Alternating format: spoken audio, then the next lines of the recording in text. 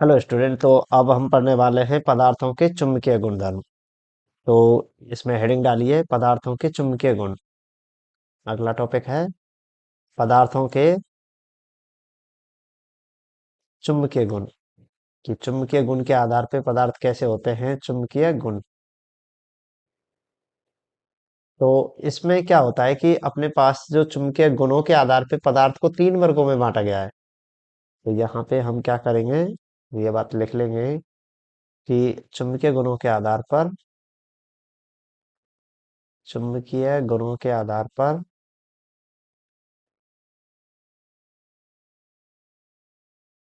पदार्थ को तीन वर्गों में बांटा गया है। तीन वर्गों में बांटा गया है।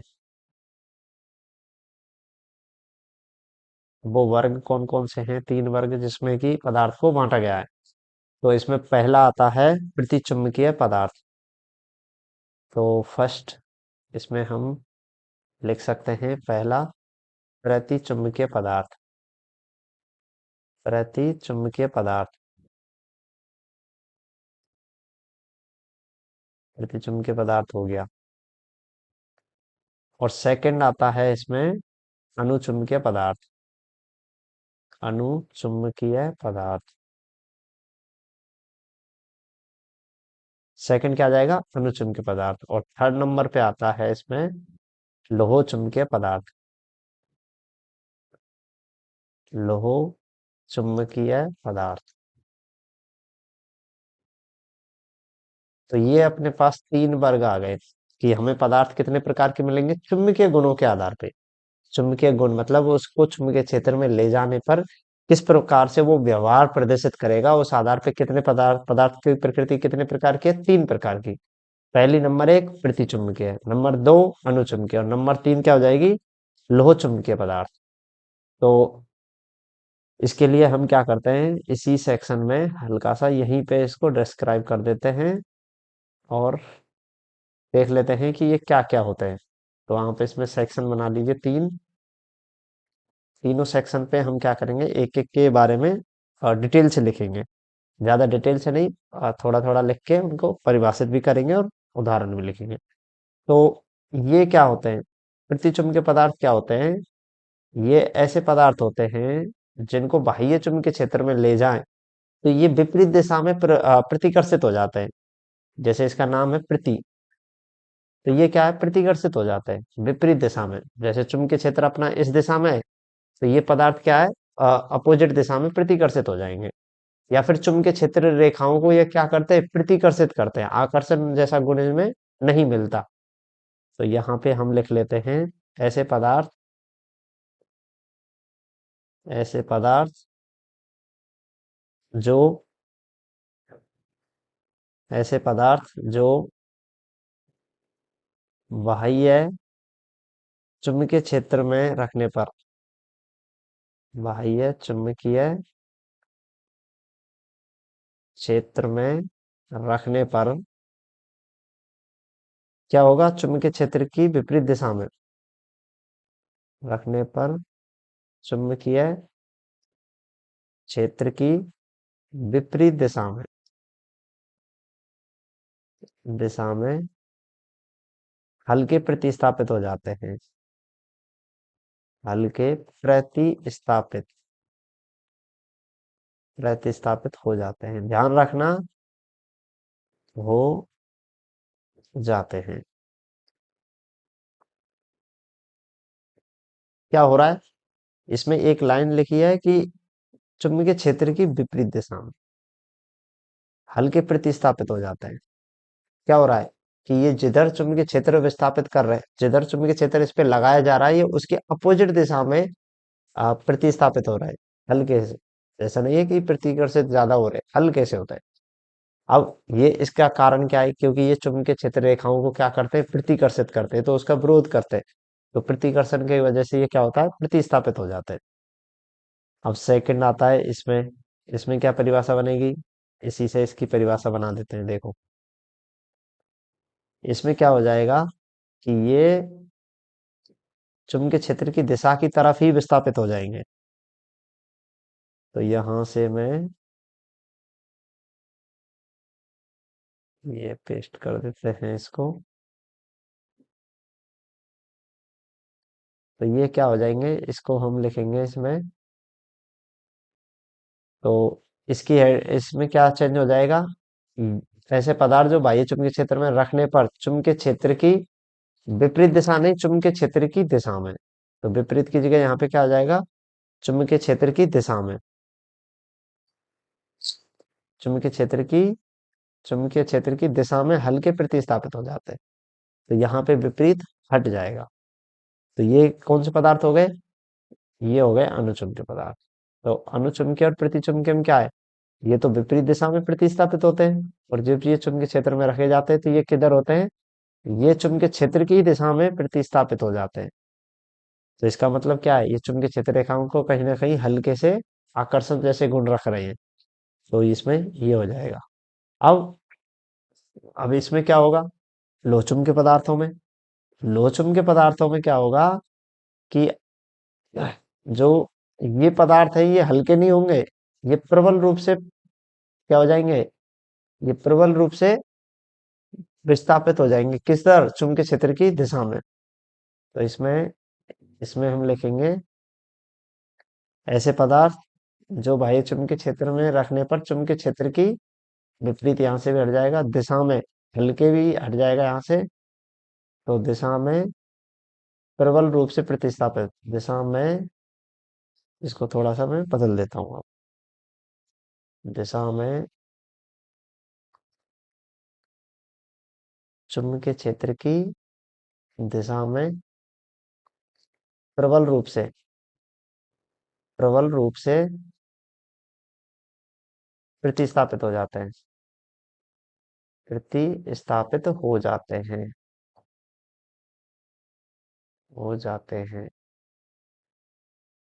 ठीक है। तो ये क्या हो रहा है कि लोचुंबकीय के पदार्थ तो क्या हो रहे हैं, प्रबल रूप से चुंबकीय क्षेत्र की दिशा में ही प्रतिस्थापित हो रहे हैं, यानी कि ये चुंबकीय क्षेत्र रेखाओं क्या करेंगे, आकर्षित कर रहे हैं, उनकी तरफ जा रहे हैं। और अनुचुंबकीय पदार्थ क्या होंगे, होंगे तो ये भी प्रतिस्थापित पर हल्के होंगे, किधर होंगे, चुंबकीय क्षेत्र की दिशा में ही होंगे। ठीक है, की दिशा में, और ये विपरीत दिशा में।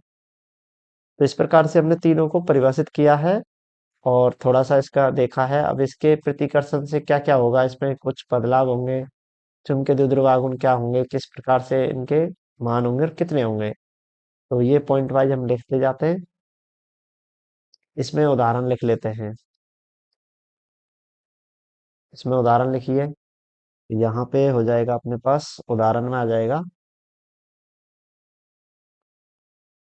Cu, Zn, Sv tungsten, bismuth Bi, ये तत्व हैं, Hg मरकरी, और यहाँ पे hydrogen gas H2, nitrogen gas Rm Au। तो यहाँ से और क्या होगा, Ag। ये जितने भी तत्व हैं ये कैसे हैं, प्रतिचुंबकीय तत्व है। और यहाँ पे और देखा जाए तो हवा, पानी, पानी भी, पानी का मतलब H2O, ये भी कैसा है, प्रतिचुंबकीय है। और हीरा, हीरा भी कैसा है, प्रतिचुंबकीय पदार्थ। तो यहाँ पे copper, Zn, Sb bismuth, Hg, H2N2, और Au, Ag हवा, पानी, H2, और यानी कि हीरा एक है। हीरा कार्बन का C4 क्रिस्टलीय पर रूप होता है। अब यहाँ पे क्या होगा, हीरा चतुष्फलक की संरचना होती है। तो ये क्या करता है, प्रतिकर्षित होता है चुंबकीय क्षेत्र में। तो यहाँ पे क्या होगा, ये चुंबकीय क्षेत्र को प्रतिकर्षित करता है, वो क्षेत्र रेखाएं होती है उनमें होता है। तो यहाँ पे क्या होगा, ये किसकी तरीके से व्यवहार करेंगे, प्रतिचुंबकीय पदार्थ तरह।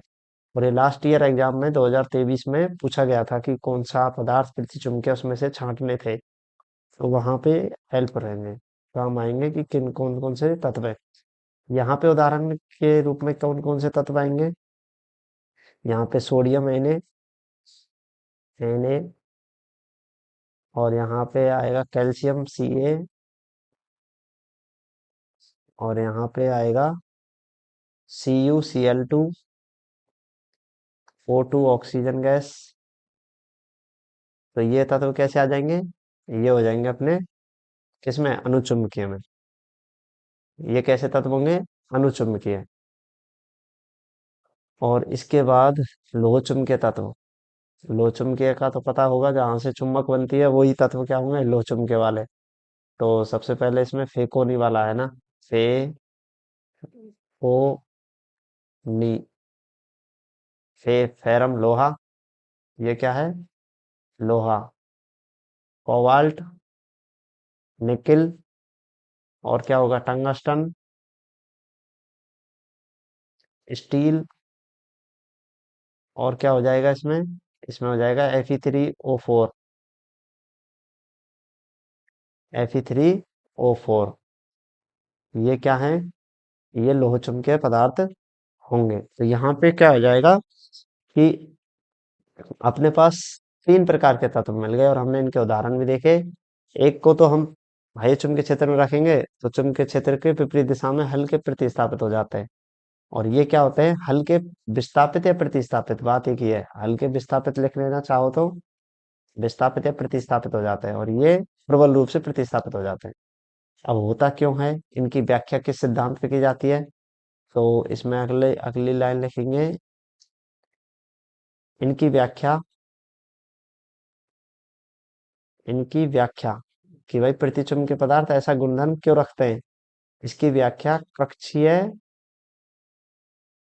इलेक्ट्रॉन,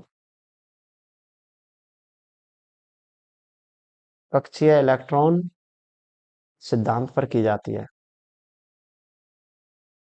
सिद्धांत पर की जाती है। ये वाला कक्षीय इलेक्ट्रॉन सिद्धांत में इस टॉपिक के बाद में कराऊंगा, और ये थोड़ा सा हम इसके बारे में पढ़ लेंगे। कक्षीय इलेक्ट्रॉन मतलब इलेक्ट्रॉन कक्षीय रूप से चक्कर लगाते हैं तो उससे चुंबकीय द्विध्रुव आघूर्ण बनता है, वो कैसे आता है, क्यों आता है, वो इसकी डिटेल में बताएंगे। इसकी सिद्धांत की व्याख्या कैसे की जाती है, कक्षीय इलेक्ट्रॉन सिद्धांत से। अब भाई इसकी किसे की जाएगी, इसकी भी करेंगे, क्यों नहीं करेंगे। अब इसमें लिखेंगे इसकी व्याख्या, इसकी मतलब अनुचुंब के पदार्थ की व्याख्या, इनकी व्याख्या किससे करेंगे, इनकी व्याख्या करेंगे हम द्विध्रुव आघूर्ण सिद्धांत से, द्विध्रुव आघूर्ण सिद्धांत से, सिद्धांत से की जाती है। ठीक है। और लोचुंब के पदार्थों की व्याख्या किससे करेंगे, लोचुंब के पदार्थों की व्याख्या करेंगे अपन डोमेन सिद्धांत से। तो इसमें यहाँ पे लिखेंगे अपन इनकी व्याख्या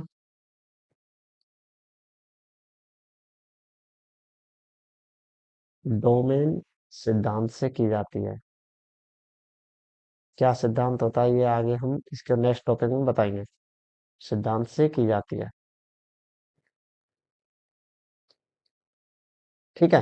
तो यहाँ से अपन ने क्या देख लिया कि इनकी व्याख्या किससे कर रहे हैं, पहले तो अणुचुंबकीय पदार्थों की, नहीं प्रतिचुंबकीय की तो इलेक्ट्रॉन के कक्षीय सिद्धांत से, अणुचुंबकीय की द्विध्रुव आघूर्ण सिद्धांत से, और इनकी डोमेन सिद्धांत से।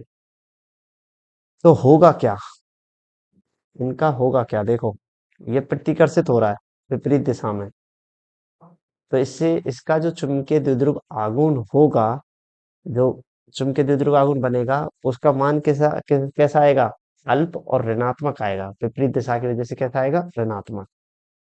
तो इसमें लिख लेते हैं, यहाँ पे लिखेंगे अपन इनका चुंबकीय द्विध्रुव आघूर्ण, चुंबकीय द्विध्रुव आघूर्ण कैसा आएगा, द्विध्रुव आघूर्ण एम, इसको यहाँ से मैं बार बार कॉपी करना पड़ता है मेरे को ये, तो हाँ, तो इनका चुंबकीय द्विध्रुव आघूर्ण कितना आएगा, अल्प आएगा। और कैसा आएगा, कम होगा, क्योंकि अल्प विस्थापित हो रहे। और कैसे, विपरीत दिशा में, तो कैसा आएगा, अल्प व ऋणात्मक होगा, अल्प व ऋणात्मक होगा। ठीक है। ऋणात्मक होगा। अब इनका क्या होगा? इनका क्या होगा भाई? इनके लिए इनके लिए भी होगा। कैसे होगा? इसमें है क्या? इसमें अपने पास देखने को मिल रहा है कि ये क्या है, उसकी दिशा में, चुंबकीय क्षेत्र की दिशा में ही प्रतिस्थापित विस्थापित हो रहे हैं। तो इसका मतलब इनका चुंबकीय आघूर्ण जो होगा वो कैसा होगा? अल्प होगा। और अल्प विस्थापित भी हो रहा है, ये भी अल्प होगा, वह धनात्मक होगा। धनात्मक होगा। ठीक है, ये भी सही है। अब लोचुंबकीय पदार्थों में क्या होगा?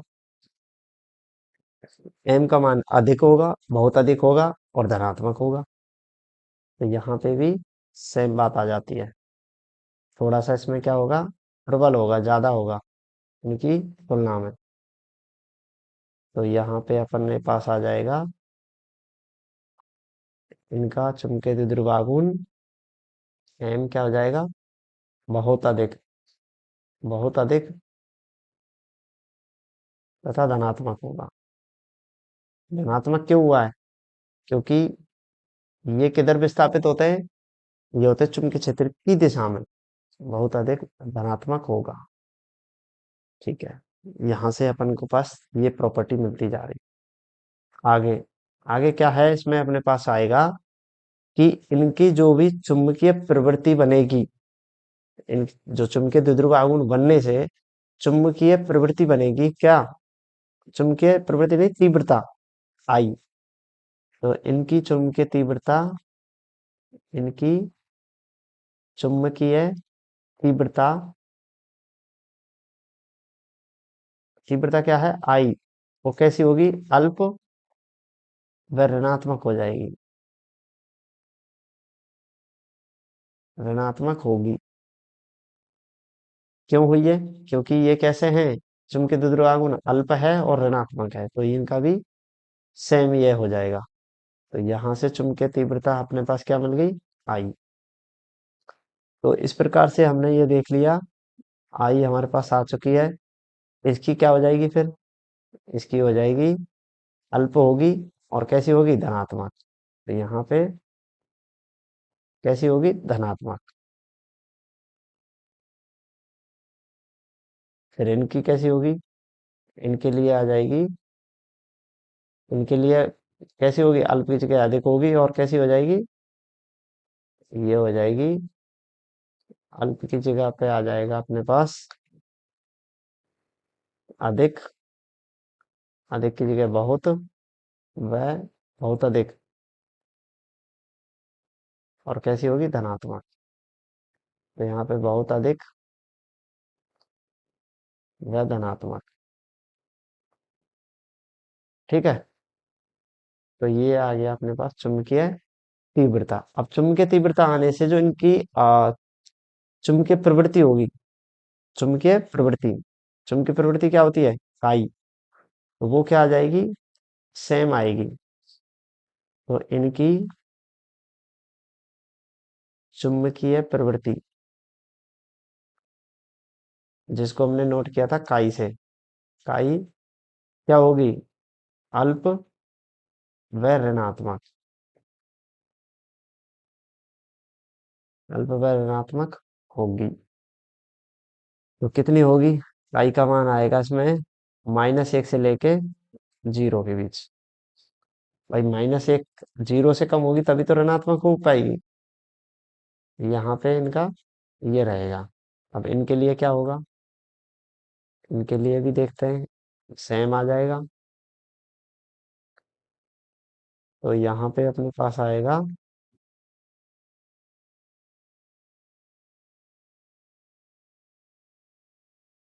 यहाँ पे अपने पास क्या आ जाएगा? अल्प और धनात्मक हो जाएगा। तो ये अपने पास होगा, इनके लिए क्या होगा? ये लाइन चेंज हो जाएगी, अल्प होगी वह धनात्मक होगी। ठीक है, तो इनका मान कितना होगा फिर भाई? स्काई का मान होगा 0 से लेके 1 के बीच। ठीक है, लगभग 0 से अल्प है भाई, 0 से थोड़ा सा ज्यादा ही होगा। अब इनके लिए क्या होगा, इनके लिए भी देखेंगे। इनके लिए क्या हो जाएगा, अल्प की जगह ज्यादा हो जाएगा। तो यहाँ पे इनके लिए क्या कर देंगे, इसको लिख देंगे, इनकी चुंबकीय प्रवृत्ति इकाई अल्प की जगह क्या हो जाएगी, बहुत अधिक, वह धनात्मक होगी।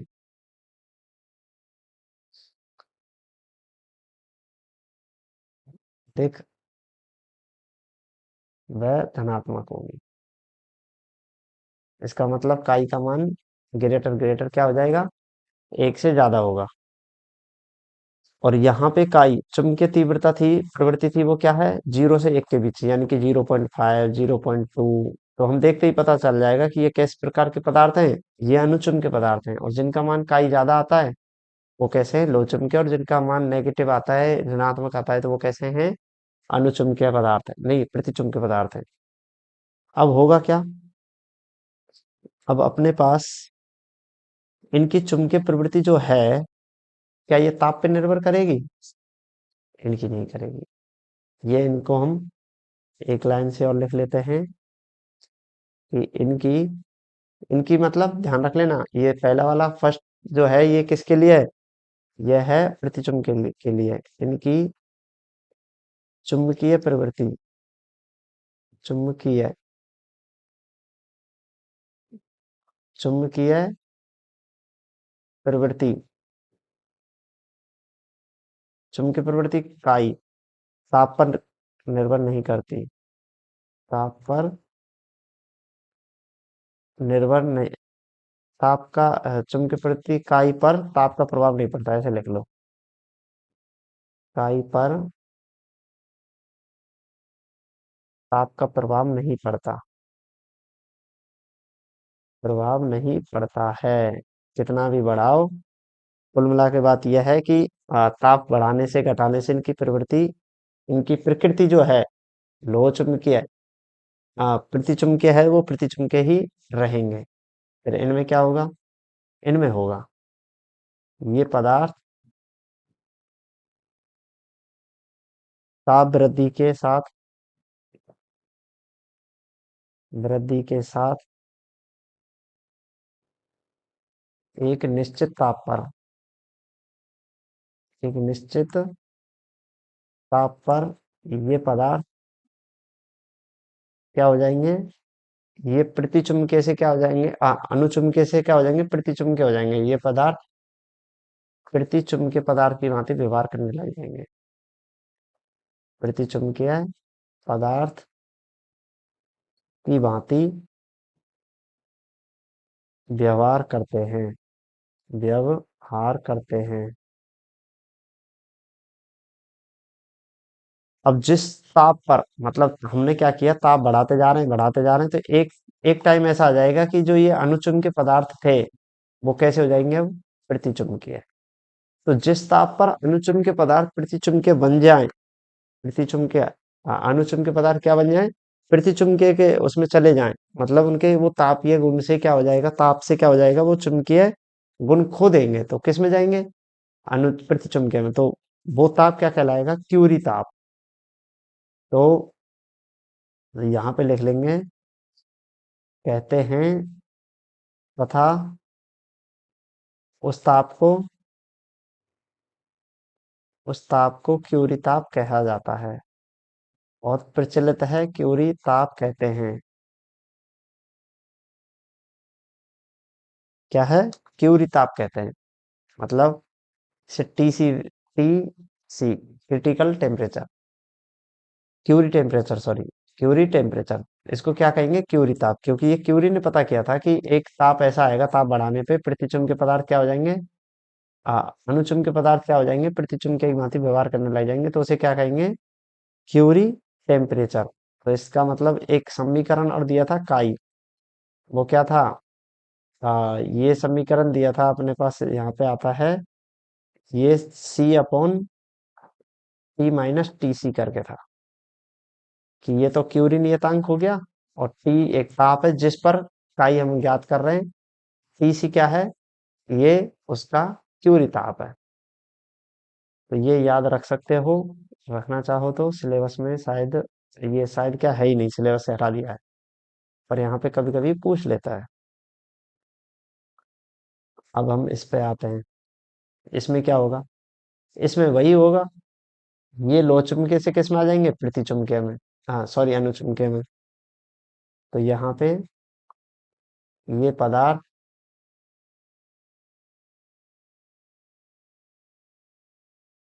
ताप वृद्धि के साथ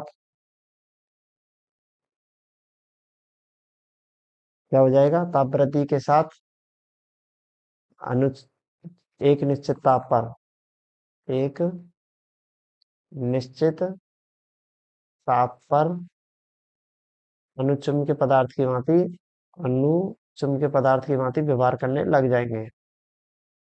चुंबकीय पदार्थ की भांति व्यवहार करने लगते हैं। ठीक है, तो ये किसकी तरह व्यवहार करेंगे? अनुचुंबकीय की तरह। और ये दिया था क्यूरी बाइस ने। क्यूरी बाइस ने दिया था। और इन्होंने बताया था कि काई सी अपॉन टी था इनके लिए, टी सी। और इन्होंने दिया था chi C upon T minus T C. ये क्यूरी बाइस नियम वाला था वैसे तो इसको यहाँ से हटा लेते हैं। तो वैसे ये फॉर्मूला वैसे काम आता है, तो ये लास्ट में लिख देंगे, चलो कोई ना, रहने दो। तो इस प्रकार से हमने देख लिया, ये आ गया। अब भाई अपने पास, जैसे हमने यहाँ पे देखा है, तो यहाँ पे हमने क्या किया है? तो यहाँ पे थोड़ा सा इसको चेंज ही कर लेते हैं। इसको क्या करें? इसको यहाँ से उठा के किधर रख देते हैं?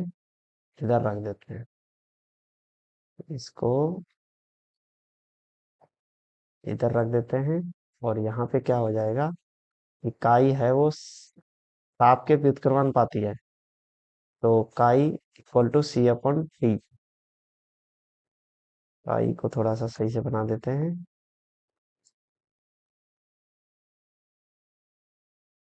तो ये अपने पास तो ये अपने पास क्या आ जाएगा कि यहाँ पे ये परम ताप है। यहाँ पे क्या होता है? ताप के साथ ये परिवर्तन करते जाते हैं, तो यहाँ पे चुंबकीय गुण व्युत्क्रमानुपाती होता है। तो यहाँ पे एक ताप पे आने के बाद ये क्या हो जाएगा? इसकी प्रकृति चेंज हो जाएगी, तो ये ऐसे आ जाएंगे। तो सी क्या है? क्यूरी नियतांक। सी को क्या बोलेंगे? क्यूरी नियतांक। क्यूरी नियतांक। वैसे ये पूछाएगा नहीं, पूछा जाएगा नहीं। अब देखो, हमने देख लिया। अब हमने एक पॉइंट यहाँ पे निकाला था पिछले लास्ट वीडियो में। हमने देखा था चुंबकीय चुंबकीय पारगम्यता देखी थी। तो चुंबकीय पारगम्यता के लिए फॉर्मूला क्या निकाला था? ये रहा, म्यू आर बराबर वन प्लस काई। तो इसका मतलब इसका मान भी देख लेते हैं। वन प्लस काई है, तो इससे क्या जाहिर होगा कि म्यू आर क्या है? वन प्लस काई, चुंबकीय प्रवृत्ति। तो वन प्लस हो जाएगा, तो ये माइनस वन प्लस वन करेंगे तो म्यू आर क्या निकलेगा? जीरो। तो ये जीरो से बड़े और एक के बीच में होंगे। तो यहाँ से लिख लेंगे इनकी चुंबकीय पारगम्यता।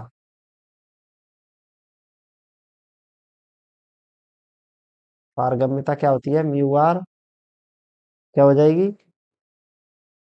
पारगम्यता म्यू आर। देखो, अपने पास पता है हमें कि म्यू आर क्या होता है। ये ध्यान रख लेना, म्यू आर बराबर होता है वन प्लस काय। और इसके लिए काई क्या होता है? माइनस वन से। तो यहाँ पे माइनस वन प्लस करेंगे तो जीरो। और कहाँ तक आ जाएगी? इसमें क्या करेंगे? माइनस वन प्लस वन कर देंगे, क्योंकि प्लस वन होती है। तो जीरो से एक के बीच, ये जीरो से एक के बीच। और इसके लिए हमें आ जाएगा इनकी चुंबकीय पारगम्यता। पारगम्यता क्या हो जाएगी? देखो, ये है अल्प है, जीरो से लेके एक के बीच। तो इसका मतलब ये भी अल्प ही रहेगा। यहाँ तो जीरो से एक के बीच, तो यहाँ पे आ ही गया एक से कम। तो ये आ जाएगा, कहाँ पे जाएगा? या हम वन प्लस करेंगे यहाँ पे तो वन वन से अबव हो जाएगा, तो mu R greater than one, और यहाँ पे ज्यादा हो जाएगा, यानी कि चुंबकीय पारगम्यता।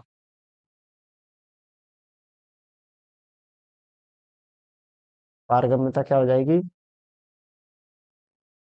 चुंबकीय पारगम्यता आ जाएगी mu R greater greater one. तो ये इस तरीके से हम क्या क्या देख पा रहे हैं कि इनके चुंबकीय पारगम्यता के मान भी देख पा रहे हैं। याद क्या रखना है? सबसे आसान रहेगा याद ये रखना, ये क्योंकि तीनों एक जैसे हैं, और इसमें ही वन प्लस कर देना तो ये आ जाएगा जीरो। माइनस वन था वहां पे, प्लस वन किया तो ये आ गया। क्यों? म्यू आर क्या होता है? वन प्लस का है, तो वन प्लस करेंगे तो माइनस वन से ये वन जीरो, प्लस वन आ गया, ये एक से कम ज्यादा। देखो ये क्या कहता है कि जीरो से लेके एक के बीच है, और ये क्या कहेगा? काय वन करेंगे तो एक से अधिक है, काय क्या होगा? एक से अधिक। तो यहाँ पे एक से बढ़ गया, और ये एक से प्रबल होगा, चूंकि पारगम्यता इनकी क्या होगी? एक से ज्यादा होगी। तो इस प्रकार से हमने क्या देखा? इनके तीनों का वर्गीकरण देखा, किस प्रकार से ये वर्गीकृत है। अब क्या करेंगे अपन? अब यहाँ पे अपन क्या करते हैं कि एक तरीके से एक जो ताप था, क्रिटिकल टेम्परेचर, जिस ताप के ऊपर जैसे ताप बढ़ा रहे हैं तो इस ताप के ऊपर क्या कर रहा है ये पदार्थ? अनुचुंबकीय पदार्थ किस में जा रहा है? प्रतिचुंबकीय की भांति व्यवहार कर रहा है, तो उसको किस क्या बोलते हैं? क्यूरी ताप बोलते हैं। कि जिस ताप पे ऐसा होगा उस ताप को क्या बोलेंगे? क्यूरी ताप। तो ये ऐसा इसमें भी होता है। लो चुंबकीय पदार्थ किस में आएंगे? अनुचुंबकीय पदार्थ में। तो यहाँ पे क्यूरी ताप करके नोट डाल के लिख लेते हैं, नोट क्यूरी ताप किस किस के? क्यूरी ताप। यहाँ पे हम लिखेंगे किसका क्यूरी ताप है? कुछ पदार्थ है क्यूरी। तो पहला है लोहा। लोहा का पीसी होता है, ये होता है 1043 केल्विन। कितना होता है? 1043 केल्विन। कोवाल्ट, कोवाल्ट के लिए पीसी आएगा 1394 केल्विन। और निकिल, निकिल एन आई, इसके लिए टीसी आएगा 631 केल्विन। और एक होता है गैडोलिनियम, गैडोलिनियम, इसके लिए आता है टीसी बराबर 317 केल्विन। तो ये क्या हो जाएंगे अपने पास? इनके क्यूरी ताप हो जाएंगे। 2023 में ये ताप पूछा गया था कि लोहे के लिए कितना होगा, एवरेज वाले क्वेश्चन, तो 1043 केल्विन हो जाएगा, तो इनका याद रखना है। ठीक है, तो याद रखना। और केल्विन में है ये। अगर डिग्री सेल्सियस में पूछा जाए तो केल्विन से 273 घटा देना, किसमें आ जाएगा? Degree Celsius. अब बात करते हैं हम इन अणुचुंबकीय के पदार्थों की व्याख्या कैसे की जाएगी, ये मैं शॉर्ट में तो मैं यहाँ पे बता देता हूँ।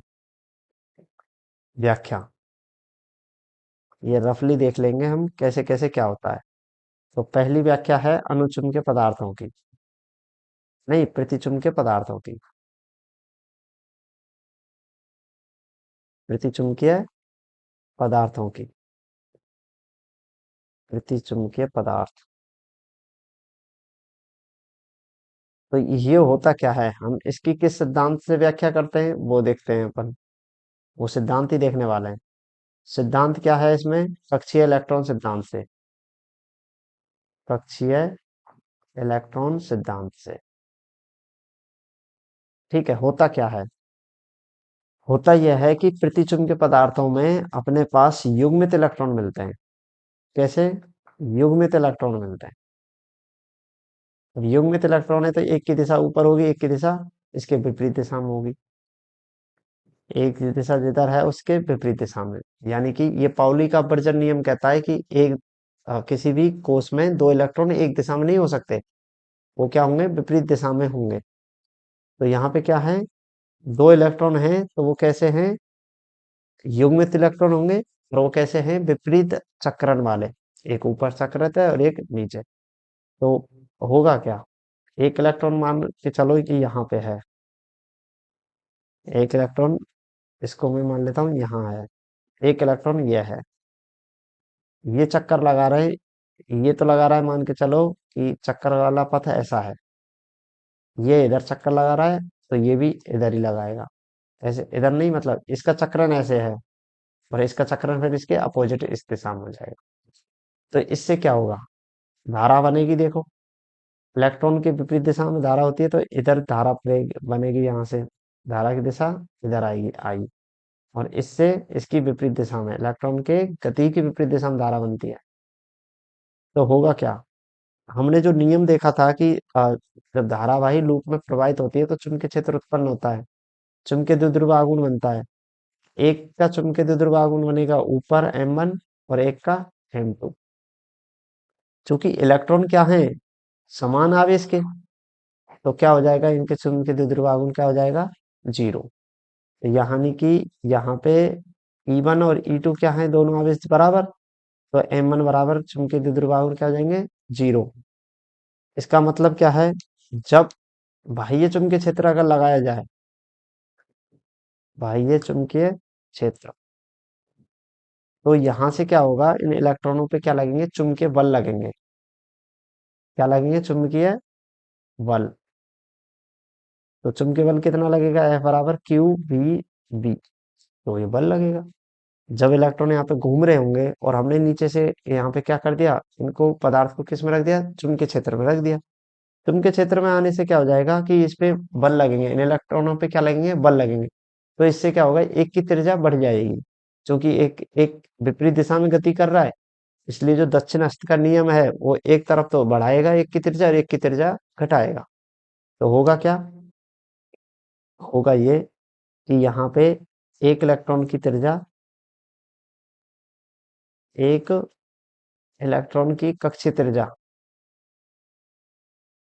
कक्षीय त्रिज्या बढ़ेगी, और जब कक्षीय त्रिज्या बढ़ेगी तो इसका कोणीय वेग घटेगा, कोणीय वेग घटेगा। और जब कोणीय वेग घट जाएगा तो चुंबकीय द्विध्रुव आघूर्ण क्या हो जाएगा, कम हो जाएगा। तो एक का चुंबकीय द्विध्रुव आघूर्ण कम हो जाएगा और एक का चुंबकीय द्विध्रुव आघूर्ण अधिक हो जाएगा, और दूसरे इलेक्ट्रॉन की क्या होगी, दूसरे इलेक्ट्रॉन की कक्षीय त्रिज्या में क्या होगी, वृद्धि।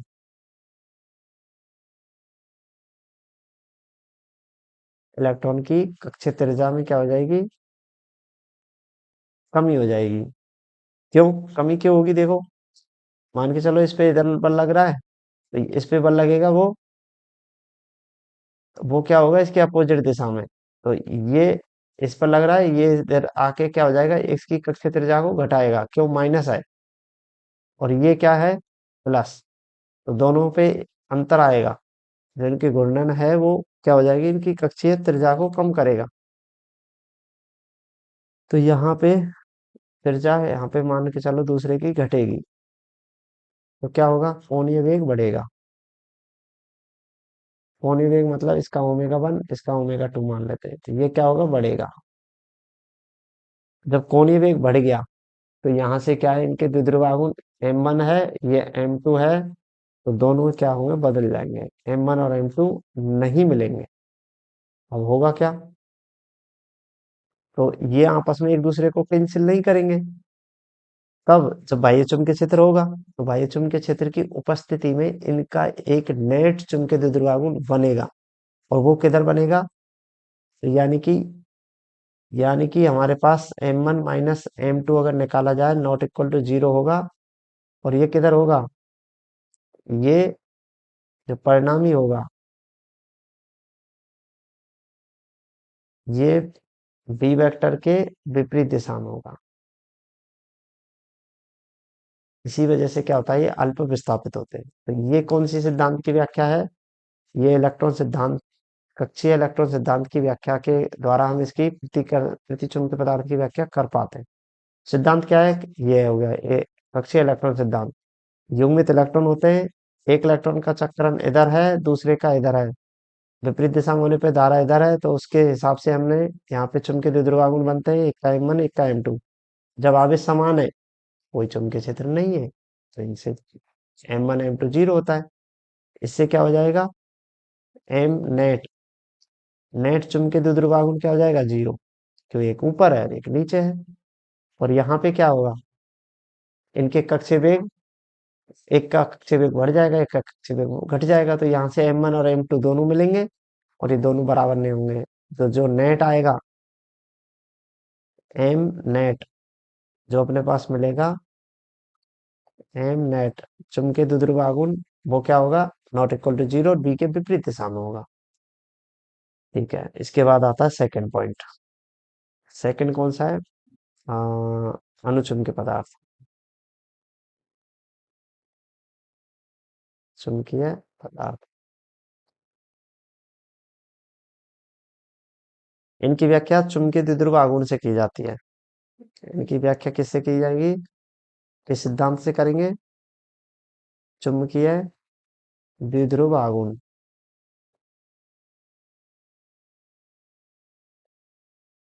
और इनमें क्या होता है, ध्रुवित अणु होते हैं। ध्रुवित अणु जानते हो, इनमें ध्रुवित अणु होते हैं। ध्रुवित अणु होते हैं कि जिसमें पोलर टाइप का बन जाए, एक तरफ प्लस एक तरफ माइनस। तो इस टाइप का यहाँ पे द्विध्रुव द्विध्रुव बने, एक धनात्मक और एक ऋणात्मक जैसा, तो ये द्विध्रुव अणु होते हैं। देखो जितने भी हमने एग्जाम्पल लिखे उसमें देखना द्विध्रुव अणु है क्या नहीं है। देखो ये अनुचम के हो गए, जैसे O2 है, ऑक्सीजन इधर, ये इधर, ये भी इस तरीके से व्यवहार करेंगे। तो क्या होगा, जब चुंबकीय क्षेत्र नहीं होगा तो क्या होगा कि इनका जो द्विध्रुव अणुओं का द्विध्रुव आघूर्ण है वो इधर उधर होगा, क्यों, यादृच्छिक गति करते हैं। तो इधर भी हो सकता है, इधर भी हो सकता है, इधर भी हो सकता है, इधर भी हो सकता है, इधर भी हो सकता है, इधर भी हो सकता है। यानी कि जब v जीरो है तो इनका चुंबकीय द्विध्रुव आघूर्ण नेट, परिणाम चुंबकीय द्विध्रुव आघूर्ण क्या होगा, जीरो, क्यों, यादृच्छिक रूप से किधर भी हो सकते हैं। तो जब इनका हम क्या कर देंगे, इन पर चुंबकीय क्षेत्र अप्लाई कर देंगे, जीरो नहीं होगा, यानी कि चुंबकीय क्षेत्र अप्लाई किया जा रहा है, मान के चलो इस दिशा में, तो ये कुछ तो इसके इसी दिशा में संरेखित हो जाते हैं, कुछ और हल्का सा, कुछ कुछ जो मतलब थोड़ा सा, सारे नहीं होंगे। हाँ, तो उनकी वजह से क्या होगा, ये अल्प विस्थापित करेगा। इसका मतलब एम नेट क्या नहीं होगा, जीरो नहीं होगा। तो ये क्या होगा, बी के दिशा में विस्थाप, बी के दिशा में एम नेट प्राप्त होगा, तो इससे ये अल्प विस्थापित हो जाएगा। तो इससे किस सिद्धांत पे की गई है इसकी, द्विध्रुव आघूर्ण सिद्धांत पे, कि इनमें एक द्विध्रुव होता है, इनके परमाणुओं में द्विध्रुव आघूर्ण होता है, जो कि सभी का यादृच्छिक रूप से होने की वजह से परिणामी जीरो आता है, और जब बी के क्षेत्र में रखते हैं तो ये एक दिशा में संरेखित हो जाते हैं। तो ये हो गया द्विध्रुव आघूर्ण से व्याख्या। अब आती है लौह चुंबकीय पदार्थ।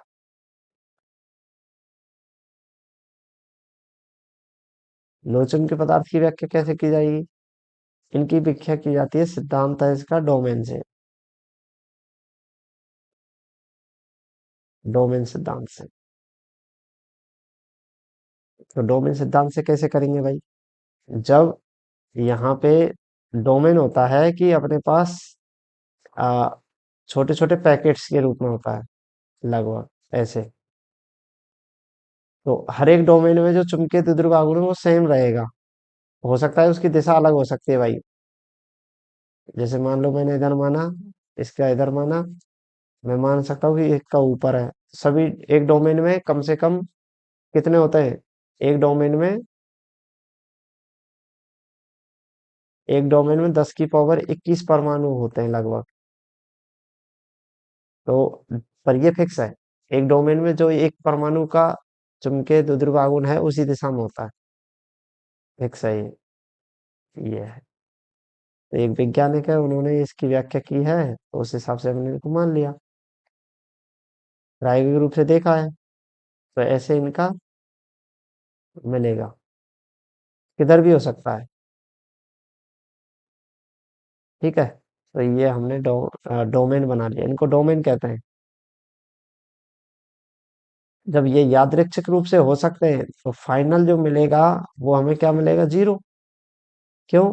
क्योंकि मैंने बताया कि जैसे अपने देखा था, जब यादृच्छिक रूप से होते हैं तो उनका परिणाम क्या आता है? जीरो। तो यहाँ से एम नेट क्या आ जाएगा? जीरो। पर ध्यान रखना, एक डोमेन का चुंबकीय द्विध्रुवागुण होगा, एक का होगा, पर सबका मिलके क्या आ जाएगा? जीरो। जब चुंबकीय क्षेत्र में रखेंगे, यहाँ पे बी क्या है? जीरो। तो क्या होगा? बी जीरो होने पे जब हम इसमें रखेंगे तो अपने पास जितने भी डोमेन है सब की सब एक ही दिशा में संरेखित हो जाएंगे, बी की दिशा में। तो ये डोमेन सिद्धांत कहता है। अब क्या होगा? एक प्रबल चुंबकीय क्षेत्र की दिशा में विस्थापन हो जाएगा। ये लाइंस थोड़ा सा मैं एक दो बना पाया हूँ, चार चार पांच पांच बना लेना। तो ये होता है डोमेन सिद्धांत। सबकी सब लाइनें किधर विस्थापित हो गई? एक ही दिशा में। यहाँ पे M net not equal to zero, और ये क्या है? बी की दिशा में ही है। तो इस प्रकार से क्या मिला अपने पास? लोचुम के पदार्थों की व्याख्या किससे की?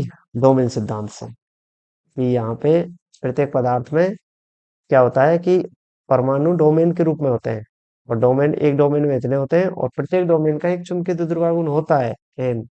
लेकिन इन सभी डोमेनों का चुंबकीय नेट द्विध्रुवागुण जीरो होगा, और जब भी अप्लाई करेंगे तो सभी एक दिशा में संरेखित हो जाते हैं। अब बात करते हैं इस पे। अनुचुंबकीय में क्या देखा? ध्रुवित होते हैं, चुंबकीय द्विध्रुवागुण जीरो, क्योंकि यादृच्छिक रूप से होंगे, और ये इसमें होगा। तो इस प्रकार से हमने ये चैप्टर देख लिया, और थोड़ा सा रिवीजन करिए।